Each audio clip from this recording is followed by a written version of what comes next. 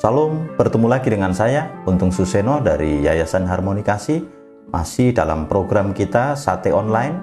Dan kali ini kita akan membahas tentang tema yang berkaitan dengan relasi suami istri. Dan tajuk dari tema kita itu adalah Yes We Do, The World of Christian Marriage. Saudara-saudara yang dikasihi oleh Tuhan, kita menemukan firman Tuhan yang menolong kita menjadi panduan bagi kita, suami istri, anak-anak Tuhan, untuk kemudian membangun sebuah relasi yang sehat dalam hubungan kita sebagai suami istri. Khusus untuk pertemuan kita hari ini, kita akan membicarakan di pelajaran pertama ini tentang tujuan Allah dalam pernikahan. Kalau kita membahas firman Tuhan dari Kejadian pasal 1 ayat yang ke-31, maka firman Tuhan di sana mengatakan demikian. Maka Allah melihat segala sesuatu yang dijadikannya itu sungguh amat baik. Perhatikan, Allah berfirman bahwa yang diciptakannya sungguh amat baik. Tetapi dunia yang dijadikan Allah di dalam Kejadian pasal 1 bukanlah dunia dalam bentuk yang final. Artinya ciptaan ini masih butuh lagi untuk dikerjakan. Sehingga manusia kemudian diberi tanggung jawab untuk memenuhi misi budaya atau misi kultural. Oleh karena itu Allah memanggil Adam dan memberi teman kepada Adam, Hawa. Mereka menjadi pasangan suami istri. Jadi kalau begitu, kita hari ini akan membicarakan beberapa hal yang menjadi tujuan Allah, mengapa Allah menikahkan saudara dengan pasangan saudara. Tujuan yang pertama, perhatikan Kejadian pasal 1 ayat 26. Demikian firman Tuhan. Supaya mereka berkuasa atas ikan-ikan di laut dan burung-burung di udara dan atas ternak dan atas seluruh bumi dan atas segala binatang melata yang merayap di bumi. Ini adalah tujuan Allah yang pertama. Mengapa Allah mempertemukan Adam atau memberikan kepada Adam Hawa untuk menjadi penolongnya. Keluarga oleh Allah dirancang untuk menjadi mitra kerja Allah. Allah memberikan tanggung jawab kepada keluarga, seperti yang tertulis di dalam Kejadian tadi. Kita diminta oleh Allah untuk mengelola bumi ini. Oleh sebab itu, ini nanti ada kait-mengkaitnya dengan misalkan kenapa kita diberi tanggung jawab dalam pernikahan untuk kemudian mempunyai anak.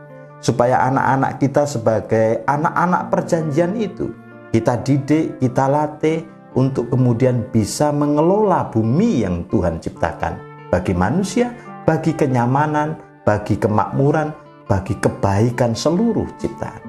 Jadi Allah membuat saudara menikah punya tujuan. Tujuan yang pertama adalah supaya engkau menjadi mitra kerja Allah. Itu sebabnya Allah memberkati pernikahan saudara. Dan Allah menghendaki supaya saudara berdua menjadi rekan kerja Tuhan. Melahirkan anak-anak, keturunan yang takut akan Tuhan, yang dididik untuk mengelola bumi ini. Ada bagian kedua yang menjadi rencana Allah dalam kaitannya dengan untuk apa saudara itu menikah. Pernikahan itu bukan hanya punya tujuan menjadi mitra Allah. Yang kedua adalah menjadi wadah hadirnya Allah di bumi ini. Jadi ini penting untuk dipahami, sebab kalau saudara membaca misalkan Matius pasal yang ke-18 ayat yang ke-20, maka Tuhan berfirman, sebab di mana 2 atau 3 orang berkumpul dalam namaku, di situ aku hadir. Jadi jauh sebelum Allah mendirikan gereja, Allah sudah mendirikan sebuah institusi yang namanya family atau keluarga. Jadi institusi ini menjadi penting sekali. Kenapa? Karena Allah rancang untuk menjadi konteks hadirnya Allah di dunia. Jadi Allah mau memberkati seluruh ciptaan, mau memberkati bangsa-bangsa, tetapi dikaitkan dengan keluarganya Adam dan Hawa. Nanti ketika Adam dan Hawa jatuh dalam dosa, Allah kemudian memanggil Abraham. Lalu Tuhan berjanji kepada Abraham, melalui keturunanmu Tuhan akan memberkati bangsa-bangsa. Jadi kalau begitu, keluarga itu dirancang oleh Allah, atau suami dan istri itu dinikahkan punya tujuan, diberkati oleh Tuhan punya tujuan.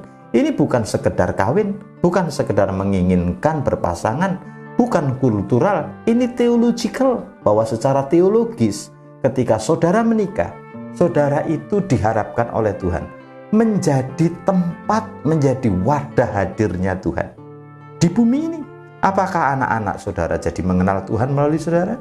Apakah orang di sekitar saudara itu merasakan hadirnya Tuhan? Karena Tuhan merancang keluarga untuk menjadi wadah hadirnya Allah di bumi ini.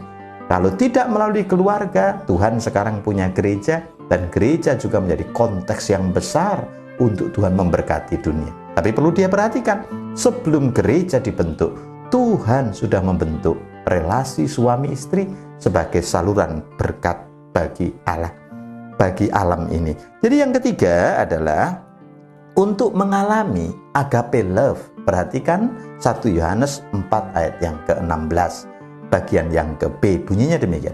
Allah adalah kasih, dan dalam barang siapa tetap berada di dalam Dia, ia tetap berada di dalam Allah, dan Allah di dalam Dia. Jadi apa yang dikatakan di sana? Sepasang pria dan wanita itu memang memiliki namanya natural love. Ketika laki-laki dan perempuan saling mencintai, itu mereka punya kasih yang alami yang datang dari diri mereka sendiri. Mungkin karena daya tarik, perbedaan jenis kelamin, atau daya tarik yang lainnya, kepribadian dan lain sebagainya, mereka kemudian saling mencintai. Tetapi natural love atau kasih yang alami itu sifatnya selalu sentripetal, sifatnya selalu merujuk kepada diri sendiri, mementingkan diri sendiri, ingin diutamakan, ingin melayani dan memuaskan diri sendiri. Ketika Allah menyatukan pasangan laki-laki dan perempuan, maka Allah sebetulnya ingin supaya pasangan itu bukan hanya mengalami atau menikmati natural love, tetapi memiliki atau mengalami yang namanya agape love. Agape love adalah kasih yang tidak dimiliki oleh suami istri. Agape love itu adalah kasih yang berasal dari Allah, sehingga pasangan suami istri tidak akan menikmati kasih agape kalau tidak punya Allah di dalam hidup mereka, atau tidak punya Yesus di dalam hidup mereka. Maka pasangan suami istri yang tidak di dalam Tuhan bisa saja rukun, bisa saja hidup baik, bisa saja diberkati, tetapi ketika mereka tidak punya agape love, mereka tidak punya kasih yang supranatural, yang di dalamnya berisi berbagai macam kuasa spiritual, misalkan membebaskan, menyelamatkan, mengampuni, melepaskan, pengorbanan, pemberian, dan lain sebagainya. Nah, ketika kita menikah, Tuhan itu berfirman, God is love. Maka Sang Kasih itu sekarang memberkati pernikahan, dan ia menjadi bagian dari ikatan pernikahan itu, supaya suami istri itu bukan hanya menikmati natural love yang mereka miliki, tetapi mengalami agape love yang dicurahkan oleh Allah di dalam relasi mereka sebagai suami istri. Maka di sana ada kuasa pengampunan, ada kuasa melepaskan diri dari ikatan dosa, kebiasaan yang buruk. Supaya apa? Dua-duanya bertumbuh makin dewasa di dalam Tuhan. Jadi sekali lagi sebagai penutup, Tuhan tidak pernah tidak punya tujuan menikahkan orang percaya. Ketika engkau diberkati oleh Tuhan, Allah mau memiliki tujuan bagi pernikahan saudara. Tujuannya adalah supaya saudara menjadi konteks kehadiran Allah. Tujuannya adalah supaya saudara mengalami manifestasi dari kasih ilahi itu, dan tujuannya adalah supaya saudara itu mengemban mandat dari Allah untuk memelihara bumi ini. Kiranya kebenaran-kebenaran Allah memerdekakan kita. Salam.